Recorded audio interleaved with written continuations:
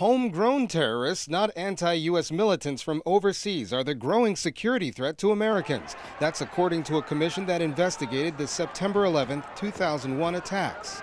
They've given us a very uncomfortable finding. I think it's uncomfortable for the American people, but also for our national security and intelligence community as well. The report says U.S. authorities who failed to acknowledge Somali-American youths traveling from Minnesota to Somalia in 2008 to join extremist Muslim groups were part of a pattern and not an isolated incident. We see them as part of a broader strategy embraced by our adversaries, by al-qaeda, its affiliates and associates, to flood us, in essence, with multiple threats from a diverse array of adversaries. The report was released by the Bipartisan Policy Center's National Security Preparedness Group.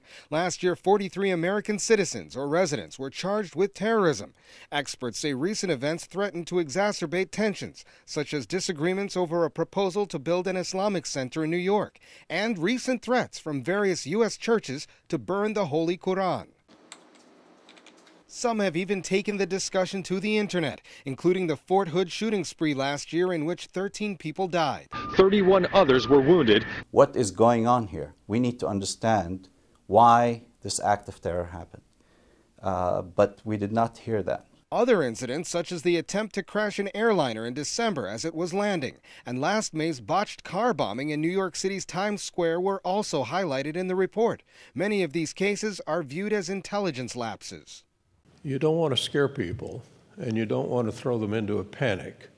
And we don't mean to do that by this report. It's my perception, could be wrong about this, that the American people have kind of lost their focus on the threat. White House officials say they realize the urgency of a radicalization problem here in the United States. And for the first time, the Obama administration has added battling homegrown terrorism to its national security strategy.